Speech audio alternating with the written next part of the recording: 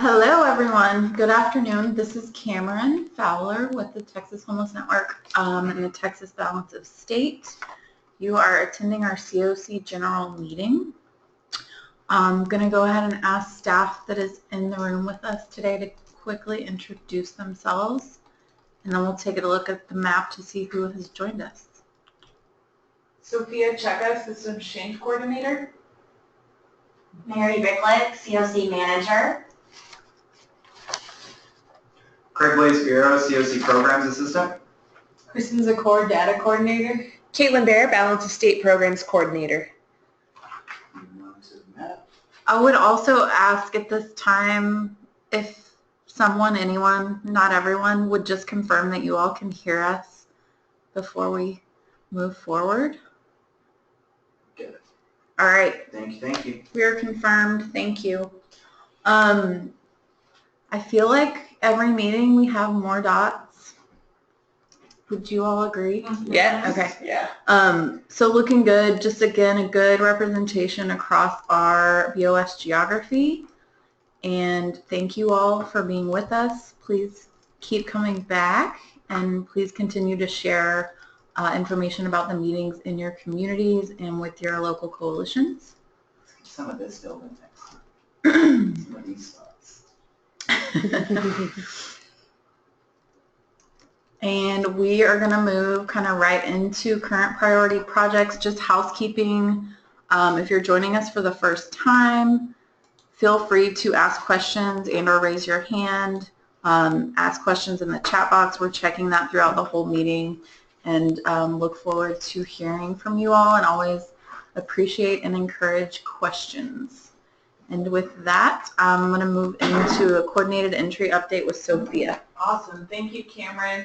So 3 updates in coordinated entry land. The first one is we are seeing the light at the end of the tunnel for the written standards. Our deadline internally is to have them done in the next week so that the board can vote on them during their meeting on the 24th, or maybe even a couple of days before. So we're really excited about this. What this means for communities that receive ESG and CoC funding, or those that are opting to implement coordinated entry, is you will now have the standards that that we require for your local coordinated entry process. So it'll give you boundaries in regards to how you implement it, which is exciting. Again, the toolkit was released, the Systems Change Toolkit was released in March. It's available if anybody needs the URL. It's on Google Docs, so it's a beast of a document, and so we decided to put it online, and it's also easier to edit. And every Thursday from 2 to 3 o'clock, we're doing webinars on the meeting materials. So I believe this week we will be on meeting number 4, so we're halfway done with the webinar series and going over the materials. Okay. Thanks, Sophia. HMIS updates. Sorry, I'm looking at questions and talking to y'all. HMIS team and Jesus specifically is hard at work on system performance measures right now. I think he still is with us, and we're providing some background distractions for him as he's working diligently on system performance measures. But just a couple updates. As you all know, if you're using HMIS, you've received the new data quality report from us that HUD released, so those are out. Annual performance reports, or APRs, for CoC funded projects have been updated and are available now to upload into Sage, the new HUD reporting system for APRs. We've had a couple projects successfully upload, so that system is working. We also got information last week. HUD released their new data dictionary, so we know about the new data standards that are coming in October. We were bracing for catastrophe. Thanks, Sophia. Yeah, we had heard that these new data standards were going to be similar to the ones that came out in 2014, which were a catastrophe. Thanks. all good changes. Just 2014 was a lot of changes. So we've been kind of waiting, probably not anxiously in a good way, waiting for them to come out. They were released last week. They really don't look that bad, y'all. So we were really relieved to see that. Again, we have until October to start working on, well, that's when they go into effect. So to start working on what implementation is going to look like and what projects in HMIS are going to be impacted. But we are going to make sure you all are ready, and we're going to provide all kinds of guidance, and they're not going to be that bad. So we were really relieved to see that, but just did want to give you all a heads up that those were coming. And HMIS webinars are happening monthly now. Thank you. Next one is May 25th. If you're using HMIS and you're not getting invitations to those, you should be. You can email the HMIS team at hmis@thm.org. We're also posting those webinars, and when we review the resources page at the end of this meeting, we have the link for the April meeting for you all to listen to. For anyone that missed it, Jesus is with us, thank you, and is also correcting me. Yes, we got the data dictionary last week, but we're still waiting on the standards. But we don't anticipate there will be a whole lot of changes between those two. If you're using HMIS, please attend the webinars. We've created and started having those to really assist you all and to make your lives and our lives easier. And as more changes come out with new reporting, it's just really crucial to be on top of those, and our team is doing a really great job with those webinars. I think we're even talking about adding another webinar, another monthly webinar that's just kind of like a Q&A office hours. So to review things that happened in the first webinar and to just really provide a forum for you all to ask questions and also hear from other users. So stay tuned for that. And I'm going to pass it along. Ooh. Bill says he can't hear us. Can anyone type in that they can hear us? Okay. Thank you. Okay. Here they come. Yeah, Bill, it may be. Okay, I'm back. All right. Thanks, y'all. I love to know that you're actually listening. Is that a choice? It's not a choice, Jason Murphy. And John Cooper, thank you for your feedback on the HMIS webinars. We think it's a fantastic idea too.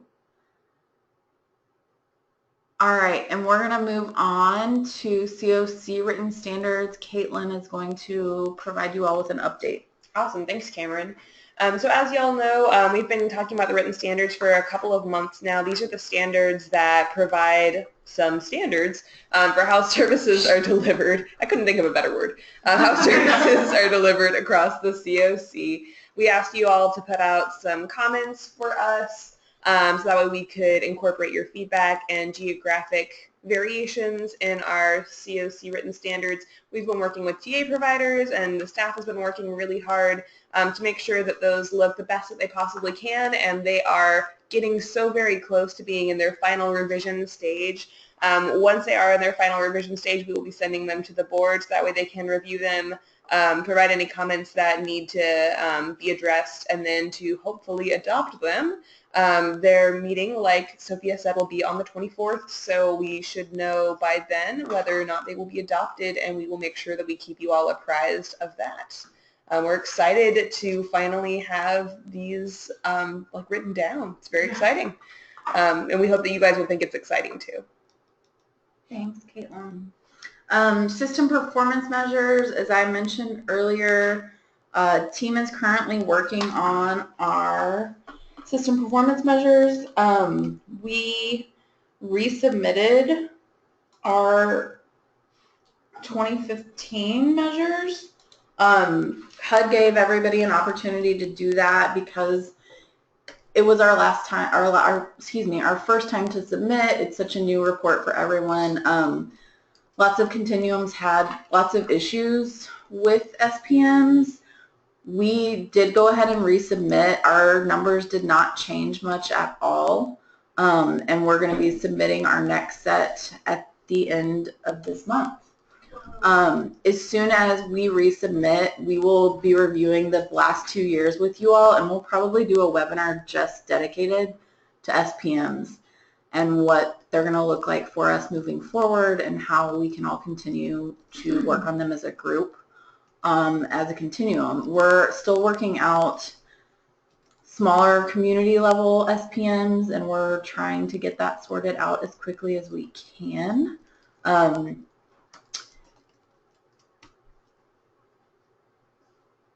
Again, we're definitely going to have a webinar just on system performance measures with you all. So look for that coming in June, and we'll be reviewing the last 2 years and kind of going over, like we did before, each performance and how and where and why the data is being pulled and what it means, and also working on our plan to move forward with them as a continuum and for individual communities and projects.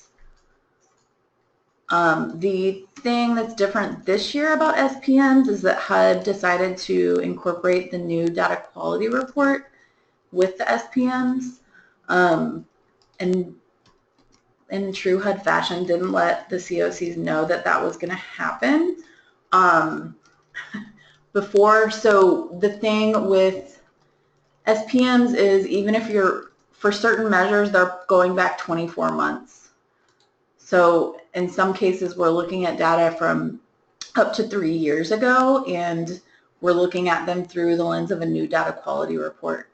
So this all to say, you will probably be hearing from our HMIS team over the next 2 weeks about potentially some needed corrections. And I kind of want to announce Jesus's comment. Just do it. So Jesus is with us and paying attention, and I have to share this. He says he is in hell with the ghost of data quality past. So that's where Jesus is, and we want to get him back with us as soon as possible. So would just ask you all, as you're receiving emails from Jesus or the HMIS team within the next few weeks, to please respond in a timely manner. It takes us a lot of time to reach out and follow up if we don't hear back from you. I'm not going to get into the importance of system performance measures. If you've been on previous calls, you know how important they are as a continuum, not only for us to track our progress on ending homelessness, but also for our competition scoring as a COC, which impacts all of our project scoring. So please respond to those emails in a timely manner, and also know that we're kind of in a rush on system performance measures this year because our HMIS vendor didn't get the new reports into the system as quickly as we had hoped.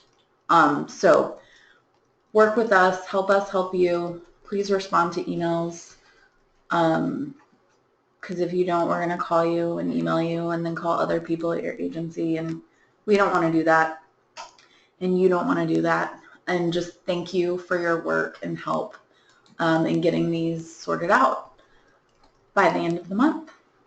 And with that, we are going to move on to our point in time count review. Kristen is going to review with you all our 2017 PIT report. This isn't the full report. We submitted the HIC and PIT last Friday, and I'm going to hand it over to Kristen. Thank you, Cameron. So for many of you, this is the first time you're hearing my voice. So I'm Kristen, the new data coordinator. So I just wanted to kind of quickly review this information with you all. Essentially, this is just kind of a snapshot of all of the data and what was easiest to digest, or what I thought would be easiest for you all to digest right now. But we are definitely going to be putting the community reports up hopefully by the end of this week on our website, and I'm currently working on the narrative report, which should be done hopefully soon. But with that said, I just kind of wanted to review some of these numbers with you all. So just looking at the summary portion, this top portion, we can see there's a general increase within the numbers for 2017. This could be due to different factors. After we got some feedback from some of the agencies, we heard that many of you, improved your methodologies and strategies by doing more outreach, better trainings for your volunteers, and also increasing your volunteers. So with all that being said, that's why we're thinking that a lot of these numbers are increased from 2016 to 2017. So we'll see for the number of surveys, we had an 18% increase from last year. The number of adults in households, we had a 24% increase. Number of children in households, 4% increase. The total number of people, we had a 20% increase. And once again, these are probably due to the fact that you all increased your capacity quite a bit and were able to reach many more people than before. So yeah, just scrolling down, once again, a lot of them are increases. Like I said, we'll be sending out this information for you guys to see in full later on. Some things to note is we did see a decrease in the unaccompanied youth, and that potentially could be due to the fact that there was a huge push for youth in 2016 to be housed. So that is good information that it went down. Also, if you want to scroll down a little bit more, we can see general increases. Keep going, and then I just kind of wanted to touch on the veteran population of seeing that increase. That's just going to show that a lot of you this year were getting out there and really pushing and trying to seek out those veterans, which is great to see that we were able to reach many of them. So that's just like a quick overview of this information. I'm always available for any questions or concerns. Like I said, we're going to hopefully put up the community information by the end of this week, and then we'll get the narrative out to you as soon as possible. I also wanted to mention that on May 29th, we are going to be having a PIT debriefing session with you all, and you'll get an invite shortly that kind of confirms the time that we'll be doing that. But essentially, we just want to hear from you all and get a better idea of what worked and what didn't work. Since I'm new in this position, we kind of want to use that as an opportunity to start fresh and move forward and get, make this more of a collaboration and working together on best practices, just so that we can all be on the same page and working, more cohesively through this process. So thank you. Thank you, too. Thanks, Kristen, and thank you, Sophia, for just pointing out that that's actually a holiday. Oh, Click earlier. So we'll probably be doing that on the 30th. you're right. It is a holiday. Good catch. No, I did not catch it earlier when you guys said that. And just to follow up on a couple things, so as Kristen said, and I know we went through that really quickly, we will send this out, and the tabular report and community reports will be posted within the next 2 days. All of the coalitions have already received their community reports. So lots of COCs saw increases this year, lots saw decreases. We haven't seen all of them yet. Obviously, everything was due to HUD on Friday. I think, as Kristen said, we found consistently, because we responded to communities asking them, why they thought particularly the counts went up, and in most cases it was unsheltered, and we had an increase in chronic, but a big increase in unsheltered. And we had communities that had, 6 volunteers doing the entire unsheltered count in a city in 2016, and this year had almost 100 volunteers. And we really did see a huge increase in outreach and education and volunteers and capacity. So, we never want to see the numbers go up, but we do want the numbers to be as accurate as they can for a point in time snapshot. So,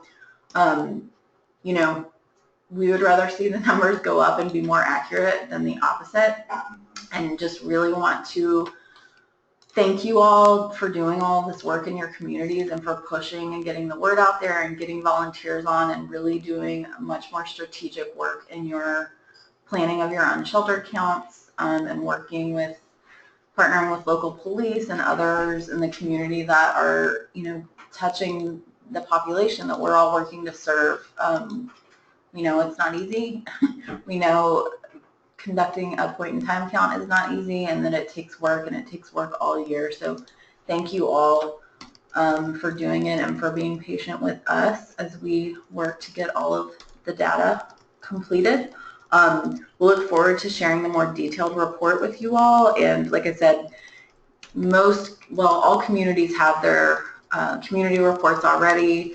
Many of your coalitions have probably released them, but we will have all of that up on our website within the next couple of days. And as soon as we have the final narrative report done, we will have that out to you all. Thanks, Kristen.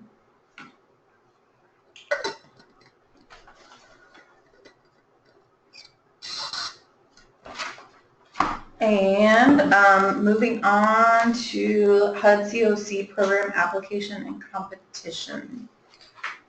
I guess that's me, isn't it? That's you, Caitlin. All right. Hey, guys. This is Caitlin, Balance of State Programs Coordinator again, and I wanted to give you guys an update on where we are as far as competition stuff goes.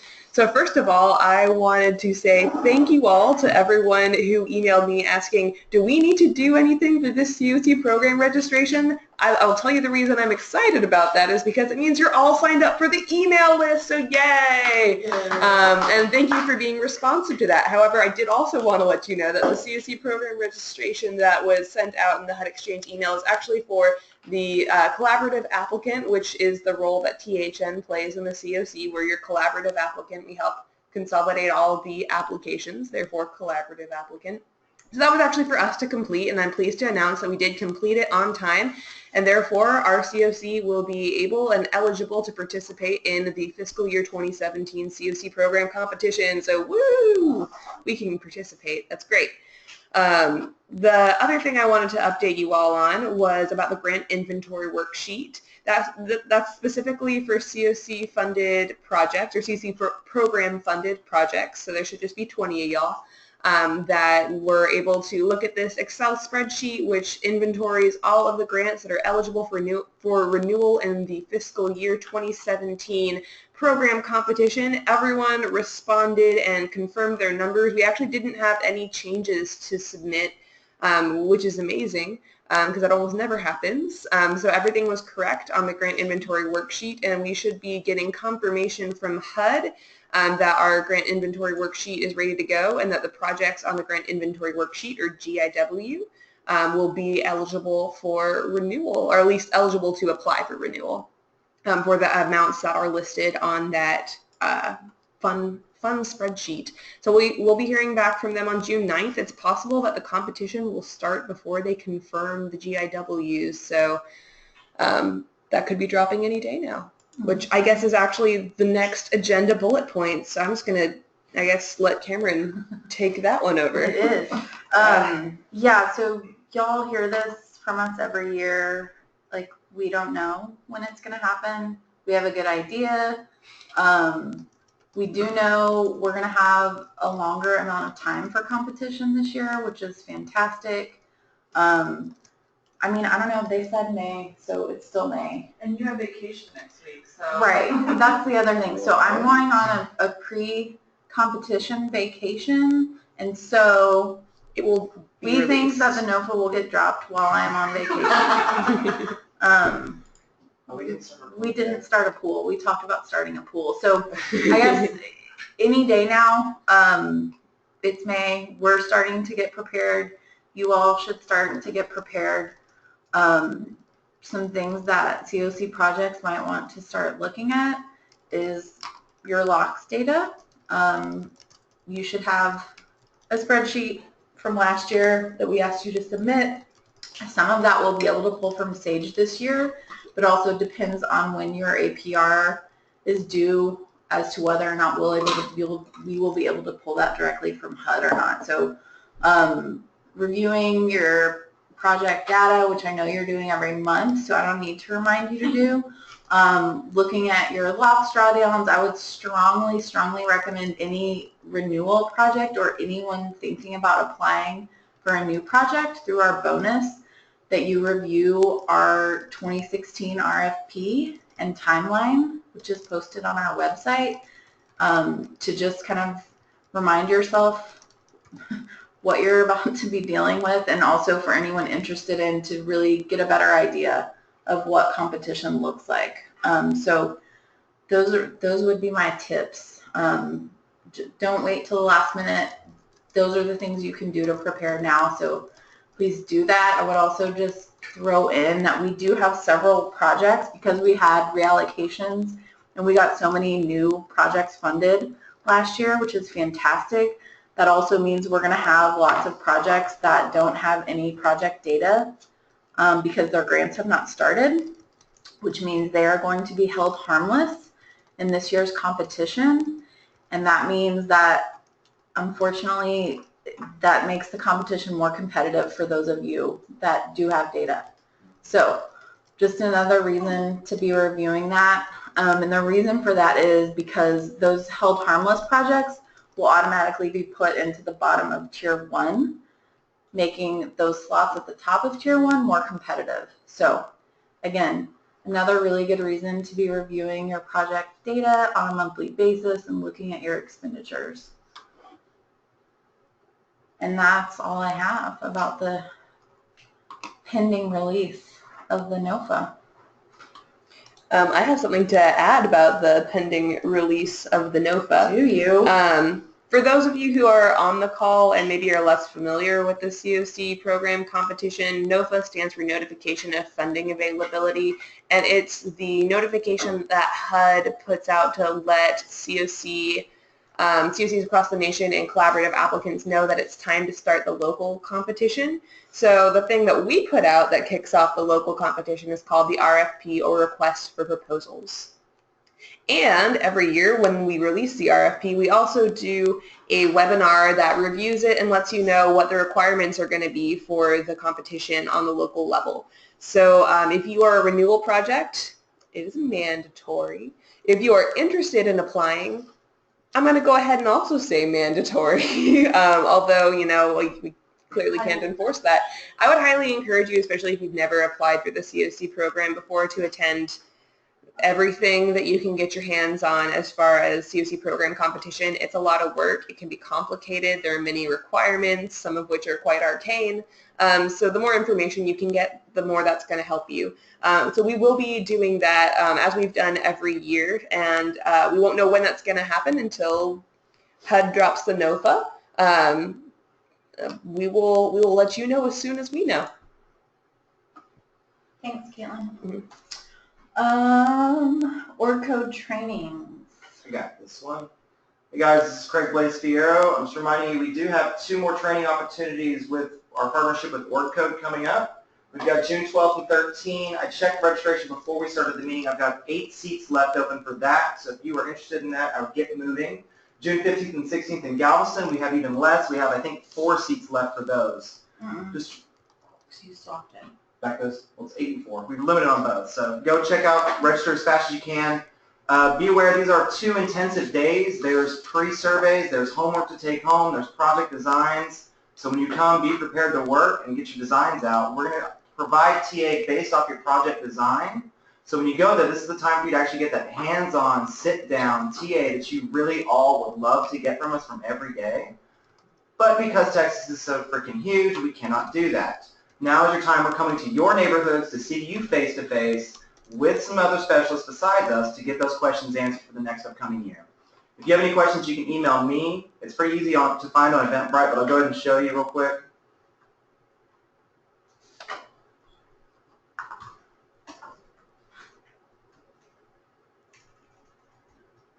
They're all titled the same thing. They are all open to the public. I've been watching these. See, I've got 8 for Corpus. I've got a few left in Galveston down here, but yeah. So move on these fast, because when these shut down, nobody else can register. And again, if you have any questions, email me, Craig with a K. I'm always at my desk, usually. I never leave the office. 70% of the time, he's at his desk all the time. Thanks, Craig. Yeah, I would also just ask, and some of you have emailed us to let us know either you've had staff leave your organization or for whatever reason folks aren't going to be able to attend these trainings because there's a high demand and space is limited. Please send us an email and let us know if you're not going to be able to attend so we can open that space up for someone else. Once we are full, we'll close registration and we will add in a wait list. But again, please get in touch with us if you have registered, you or your staff have registered and cannot attend.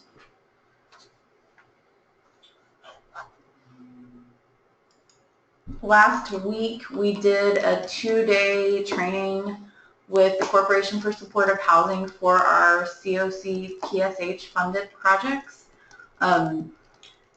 We completed the rapid rehousing similar training for that project type. Was that in February or March? March.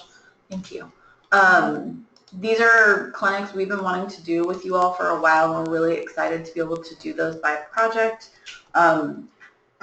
Training went really well. I think we really were able to dig into housing first with our PSH grantees. Also, the not so fun part, but necessary, is really getting into the HUD administration piece of operating these grants, and I think just provided a really good opportunity for grantees to network with their peers and hear what other projects are doing. So we thought it was fantastic. The feedback we got was really great. If anybody is on the call today that wants to share, you can just type in and we'll share any comments you have. And just a note to those attendees, we are going to be sending out materials to you all today or tomorrow. We're sending you a ton of stuff based on request. I mean, the PowerPoints, y'all know, were huge anyway. But based on request, we've added in a bunch of additional materials, and because there is so much, we're going to be sharing that through either Google Drive or Dropbox. So we'll get those out to you all very soon. I'm going to go ahead and move on, but if anybody wants to comment on the PSH trainings, you can do so in the chat box. And we're going to move on to Chad Wheeler. It was great. Thank you, Chad. We're going to move on to Mary, who's going to talk to you all about ESG. Funding. Actually, let's start with FY17 funding, which leads into ESG. We got an email from the National Low Income Housing Coalition last week on May 1st, and I copied some of their article for you because I thought these were really important points to get across. Congress passed its final fiscal year 2017 spending bill on Thursday, May 4th. Oh, so I think this was actually May 4th, not May 1st. And the bill passed with bipartisan support. At more than $1.07 trillion, the final budget agreement upholds the bipartisan deal made in late 2015 to lift the spending caps required by the Budget Control Act for defense and non-defense programs. Also, the deal does not include any of the $18 billion in cuts requested by the Trump administration for non-defense programs, which includes affordable housing and community development. So, of course, we were really excited to see these developments with the federal budget, and you'll see I have a link there. NAEH's entire analysis of the spending bill is at that link. I've copied a few highlights for you, though. Most HUD programs were funded at or above FY 2016 levels, but below the high water marks, they call them, provided by the draft budget versions. And then there's a list of programs that applied to, again, that got at or above FY 2016 funding levels. For some programs, the FY 2017 bill provides more funding than the levels proposed under the House and Senate draft bills. So that was good news for those programs, and that does include HOPWA, which is one of the groups that uses our HMIS. And then the only programs to see funding cuts compared to FY16 were the Public Housing Operating Fund and the Section 811 Housing for People with Disabilities. I don't know the reasons for those, but I'm guessing their analysis might show us what the reasons for the cuts were. But all in all, overall, it was better news than we had feared. For homeless projects in particular, the bill increases funding for homeless assistance programs from $2.25 billion in FY16 to $2.383 billion. So a little bit more than well, actually a lot more, but in terms of the federal budget, a little bit more. The bill also targets $43 million to address youth homelessness, and it extends the authorization for the U.S. Interagency Council on Homelessness, or USICH, for 1 additional year. We are also really grateful for that because USICH plays a distinct role in homeless services. They are a group of federal agencies, about 13 federal agencies, that all work together to address homelessness, to try to make sure their programs are aligning and in tandem with each other. Also, some partnerships involve funding in addition to program design. For example, the VASH program, it's the VA Supportive Housing Program that combines HUD housing dollars with VA supportive services dollars to provide services and housing to homeless veterans. So we are excited about all this news related to funding. And again, the link is there in the handout if you want to read more about it.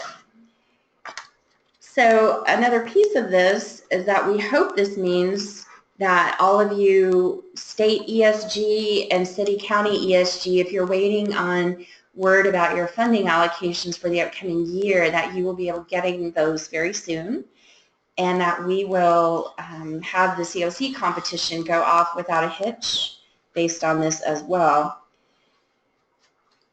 Then for state ESG, the only update I have is that we have not heard anything more from TDHCA, except last week Naomi Cantu did write and say that they were still waiting to hear from HUD about their allocation. So they have not yet set a due date for the state ESG applications. Again, we've got about 25 projects that are applying. I've talked with all of you and I know where you are in the process. Some of you have already received your attachment A forms from us. Others are revising your documents. Anybody who has not sent your revised documents to me, I would love to get those as soon as possible. Some of you have added partners since the last time we talked, and so you are in the stages of developing collaborative projects instead of applying as single applicants, and we think that's a really great sign. And we're just excited that so many applicants from all across the BoS CoC are taking this opportunity to really look at how they might work with their community partners to develop a project design that can apply for ESG funding, and even if you don't get state ESG funding, you have a solid project that you've designed and you could seek other funding for. We know that that's one of the bedrocks of the way that we do homeless services, is to have collaborations and solid project designs. And that's it. Thanks, Mary. Thank you.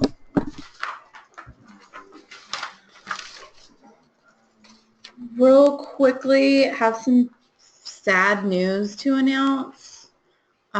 If you've had the pleasure of working with our VISTA program manager, Jason Phillips, he is leaving us. He's going to be working for a great housing organization here in Austin. He's taking a program manager position, and we're sad to see him go, but also excited for him. Having said that, his last day is the 26th of this month, correct? If he's waiting on, I don't know, an MOU from you for your VISTA that's starting, it would be a really good time to get him that and or anything else that's outstanding. If your community, your organization is interested in a VISTA, it would be a really good time to get in touch with him to get that process started. So if that's something you've been thinking about, I would encourage you to reach out to him soon. We've had some great candidates apply for his position, but as you all know, with new staff, there's always a transition period, and I would strongly recommend you get that ball rolling sooner rather than later. And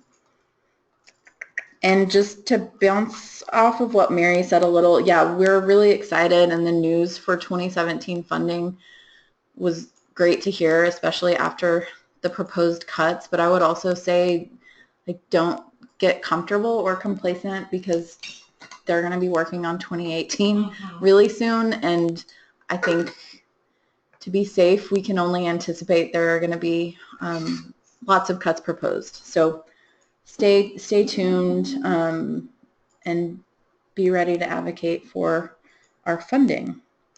Having said that, I'm going to move on to HUD financial training and Caitlin. All right.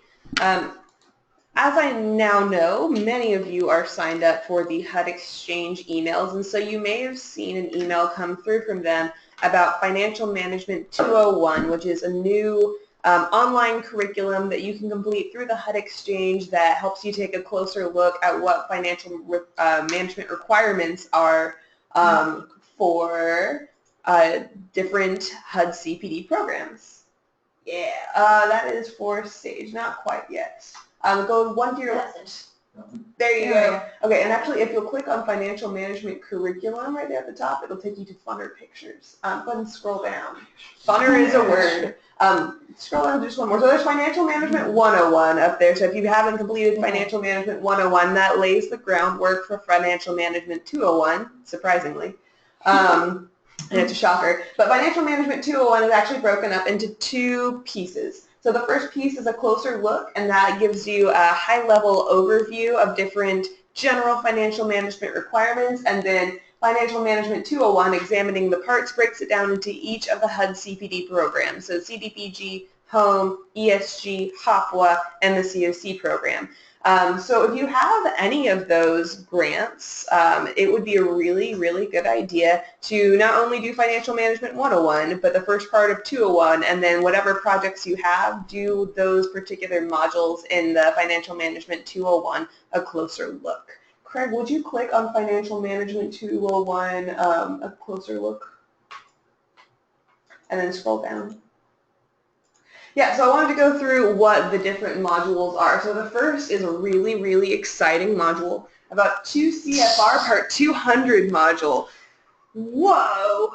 So these are the general provisions that apply to almost all federal grants that I can think of. So these are general record-keeping requirements, how those requirements apply to grantees and subrecipients, and get to have lots of exciting conversations about OMB circulars, which is OMB. It's great. As boring as it sounds and as goofy as I'm being about it, it really is very important. We find out a lot of our grantees, when they have financial monitorings, are perhaps less aware of what this module or what this CFR contains, then would be helpful to be able to make it successfully through a financial management audit. And it never hurts to brush up, even if you consider yourself to be a financial management ninja. So go ahead and scroll down, if you would, please, Craig.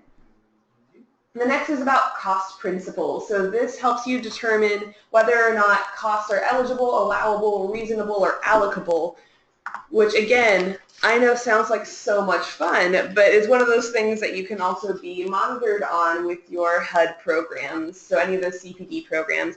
They don't exactly write things like the CoC interim rule and ESG interim rule to be super friendly to know when you can pay for things and when you can't pay for things. So this module breaks it down very clearly, so that way you know if a cost is eligible for my grant, is it allowable with my grant agreement that I currently hold. It helps you sort all of that out, which will help answer a lot of questions for you when it comes time to do audits. Scroll down, please. There's a budgeting module as well. It helps you go through the process of creating one, goes through the components of creating a budget, gives you some vocabulary that you can use with your HUD rep, with your staff, with your financial people. So if you're not the financial person in your agency and you would like to be able to get on the same page as them, awesome module to go through.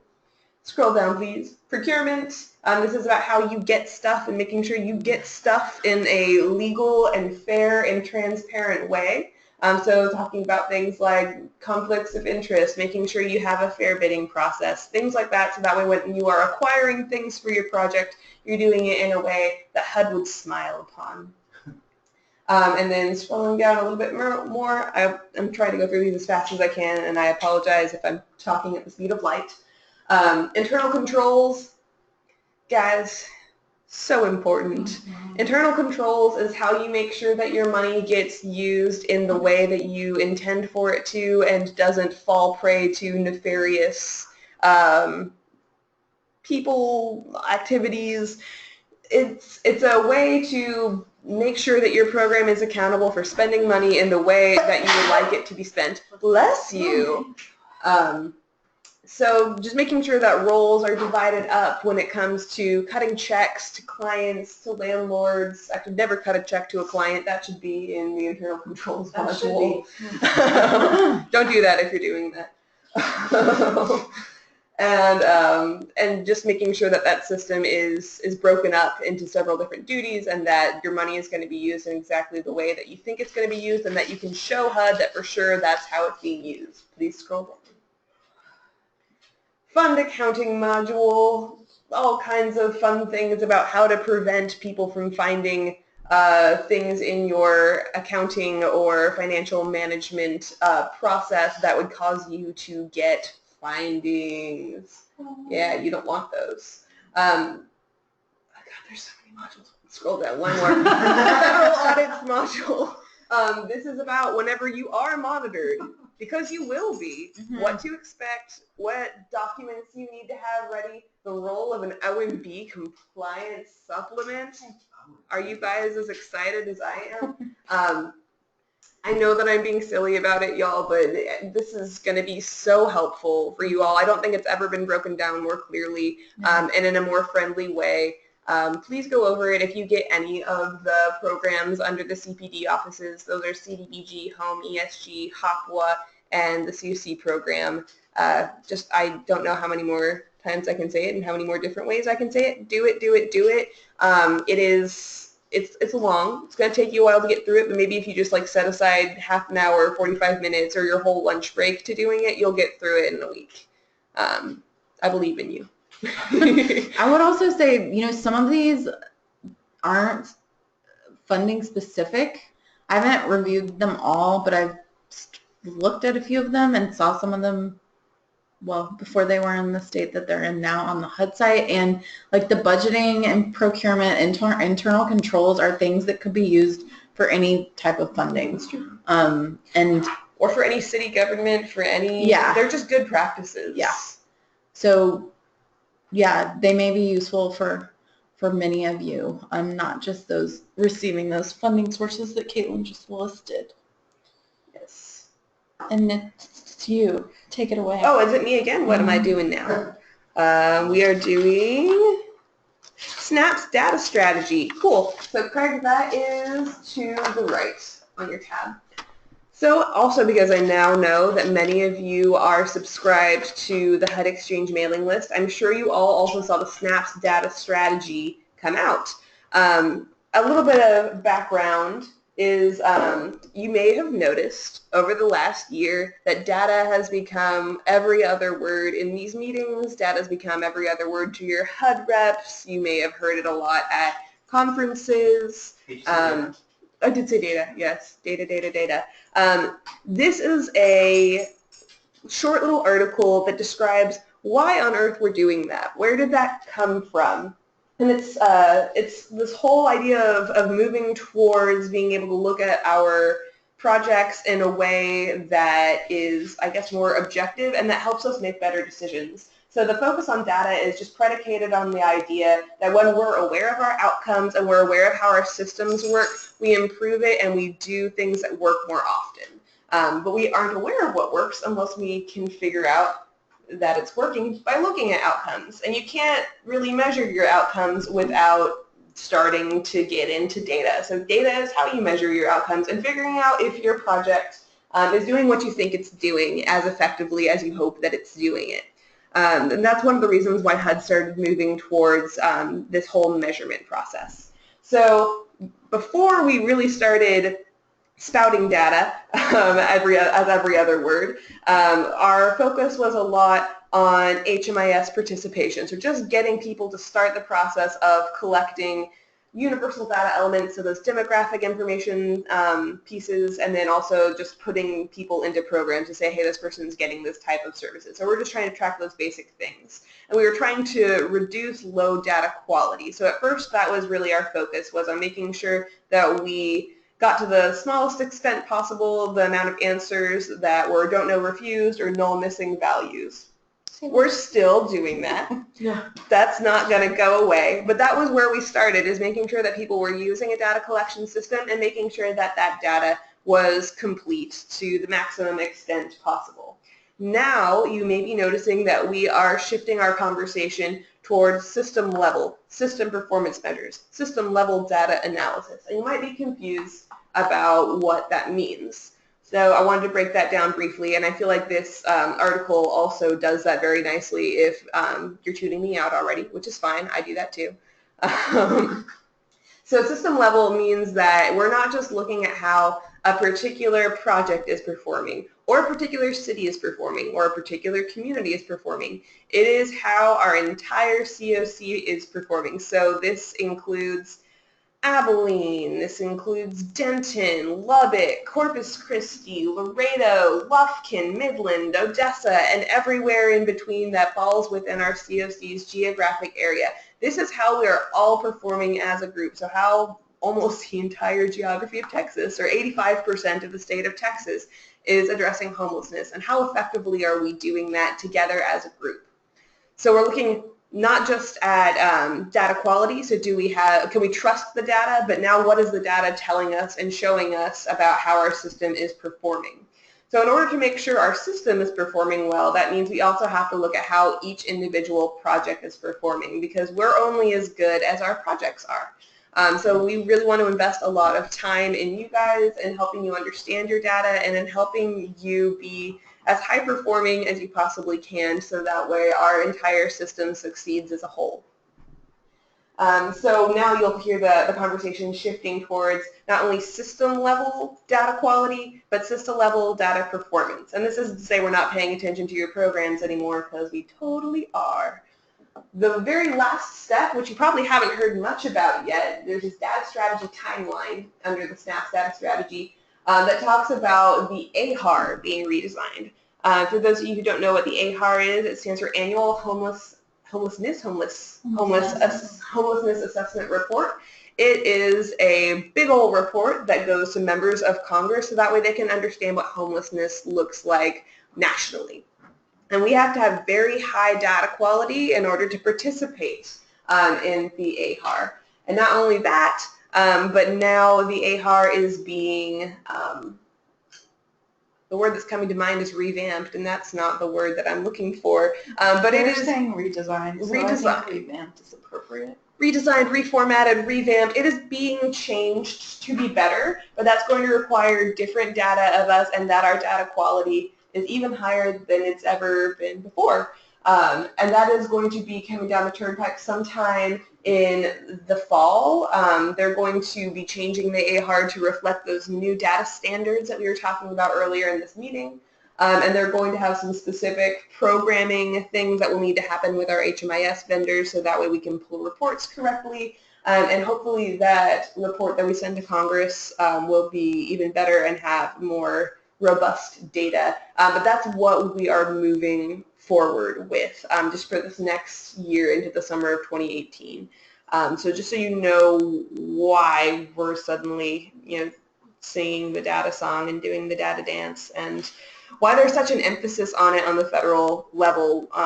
We won't know how well we do until we can measure it, and we can't prove to Congress that we need to continuously have funding allocated for us and increased for us unless we can demonstrate where our need is, what it is, and be able to quantify it. So you guys are doing almost a a work of advocacy by collecting data and by reporting it and making sure that it's of high quality, because all the work you do demonstrates the need for your project and demonstrates that, yes, homelessness is a problem for our community, which is not something, if you can believe it, that every politician knows. So again, thank you guys for your continued work on data quality and on your project performance. We know it's hard. We know it can be tedious. But y'all are making it happen, and we are really, really excited to watch things continue to improve as time goes on. Yeah. Thanks, Caitlin. Yeah, and I would say just hold on to your hats. Y'all will be hearing a ton from Jesus and the HMIS team, and more from Kristen as she gets onboarded and we come up with a plan for our system performance measures. So stay tuned for that. Is it me again? It's you again. You guys. All right. So you won't hear my voice too much more, I promise. I know. CoC funded program grantees. This is for you. Everyone else, take a nap. Briefly, come on back later. We recently, as of April 1st, had a change in how we do our APRs, or annual performance reports. We switched from eSnaps. We're now doing it in Sage. We're doing it in an entirely different way. Instead of entering all your data manually like you did in eSnaps, you're going to be doing a CSV upload into Sage. You should have gotten emails from me annoying you about getting a Sage account. If you or your staff hasn't done it yet and you need help, I have attached a bunch of different links to the materials that will go out with these minutes. There is an APR guidebook that will guide you through step-by-step, screenshot by screenshot, how to do the upload and what information will be needed. There's also a video that goes along with that, so if you're more of a visual learner, they got you covered. There's also a video about how to create an account if you're finding that to be confusing. And then there's also me that you can use as a resource as your sort of humanizing aspect of it. If you just don't get it after you've read it and you've watched the videos, you can always reach out to me and I can help you get access to it. Just something to note is that as you're requesting your Sage account, you'll need to get approval from us here at the CoC, and I may ask you to alter things about your registration because it's a little wonky how they have you do it. Just know that you will get access to it if you should have access to it. I just may need to ask you to change some things before we, approve it.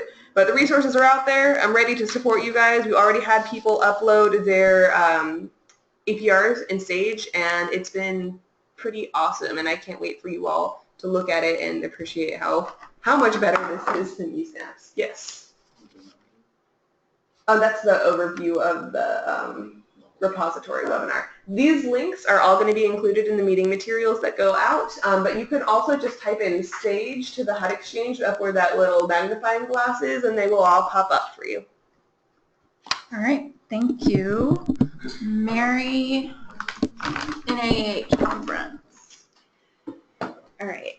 NAEH stands for National Alliance to End Homelessness, and they are a leading voice on the issue of homelessness, kind of a national advocacy group and technical assistance providers. I put a little description there. They analyze policy and develop pragmatic, cost-effective policy solutions. They work collaboratively with the public, private, and nonprofit sectors to build state and local capacity. And they provide data and research to policymakers and elected officials. So they are widely recognized as kind of the leader in helping all kinds of groups address homelessness in their communities. And they have a giant annual conference every July in Washington, D.C., and the registration for that conference is now open. It's going to be Monday through Wednesday, July 17th through 19th, and we are sending some staff there. It really is the premier conference to learn what's happening in homeless services, what is the latest research showing, what are the latest best practices, how can you implement them in your community. And so we wanted to make sure that you knew that the registration has opened. They do have a number of people from around the country attending the conference, and so if you are considering registering to attend, please do so quickly because all the slots fill up very fast and the hotel rooms also fill up very fast. If you'll scroll down just a little bit, I put a link to the registration on this page, but I also copied the page that you'll get to at that link, and you'll see there are lots of little gray boxes there that have the event overview, the agenda, registration rates, hotel information, all sorts of helpful information to help you decide if you would be interested and if it would be possible for you or your team to go to this national conference. Just a note that if you're not able to go, NAEH does always put the conference materials for many of the sessions, if not most of the sessions, on their website. So you can go to their website at any time and see the latest presentations and information that's available to address homelessness on their website. But we do recommend going to the conference if you're at all able. Thanks, Mary. And just so y'all know, the conference hotel is already booked, and they've moved into overflow, so it fills up fast. Still at early bird right now. They will go up soon. Yeah, and it will sell out. And I think the other thing is we're going to be there. We go every year, so we'll also be bringing back information to you all. And for anyone who believes cost will be a barrier to being able to go, at least as far as conference registration goes, there are a couple of options. You can go and volunteer. I was actually a volunteer for NAEH's spring conference because I really wanted to go, but we did not have it in the budget to go, or for me to go. So I was able to go and volunteer. You don't get to choose which sessions that you go to depending on which volunteer shift that you go to, but luckily all of the conference sessions are really great. So you're pretty much guaranteed to get a winner when you go and volunteer. And that also fills up very quickly. Your hotel stay will not be free, but your registration will be if there's room for you. So, yes, Craig. I was going to say also, any person with lived experience of homelessness gets an extremely discounted registration. So if any of the agencies that y'all are working with or anybody that sits on your board does have previously lived experience, and you can send them, I believe it's around like $115. Don't quote me. I slept since I looked at the registration prices the last time, but it is a major discount from just even the early bird price. Yeah. And I've also heard Airbnb in the area is a more affordable alternative to hotel stays if cost is going to be a barrier. So there are ways to make it happen. Just be creative, be flexible. It really is worth going. All right. Thanks, y'all. Anybody have any questions for us before we wrap up the meeting? We're looking for hands and questions in the chat box.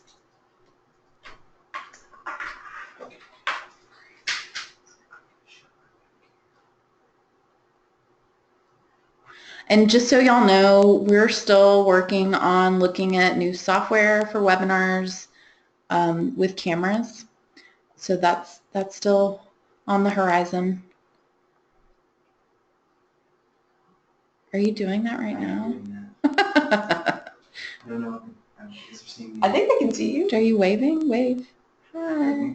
So in case you've never seen what our war room looks like, we are in here with our snacks, with our lunch, with cords everywhere. And we've been in here about 2 hours already. We'll probably have about another 30 minutes. So at least y'all get some fresh air. Which is Kristen. Yeah. Say hi, Kristen. That's Kristen. All right, guys. I think that's it. Got it. All right, y'all. Thank you so much for joining us today. We will see you again June 14th. True, Holly. Just also a reminder, with competition looming, our meetings schedule will change. We'll be having a lot more meetings with the board and a lot more webinars with applicants. So we'll let y'all know about that as soon as it happens, but just wanted to give you an FYI. And thanks, Linda Hamlin. Good looking group. Thanks. Thank you, Danny. We love when y'all chat with us. You gotta say some of the things you're saying so other people can participate. yeah, hello everyone. Thanks for the guidance from Danny Coca. Thanks. Talk to y'all soon. John Cooper. Holly Bates, I mentioned earlier. Yes, you're not the only one with lunch on your desk. We have lots of dirty plates and bags of things on the table. This bag was half when we started. Thanks, Rebecca. Yeah, we're excited for y'all to see us soon. It also means we're going to have to look presentable at least once a month. That's not true. A lot of us look presentable every day and very nice, actually. But, y'all, most of our work is phone or web-based, so, As long as we sound great. we do, right? Thank you all. And Shelly Futrell, thank you. Glad to have y'all with us for your first meeting. Thanks for joining. And we look forward to talking to y'all. Y'all know where to find us. Our emails are easy. Go to the website. Stay in touch. We'll talk to you soon. Have a great rest of your week. And happy almost Mother's Day to all of you mothers of four-leggeds and two-leggeds out there. And we'll talk to you soon. Bye. Bye.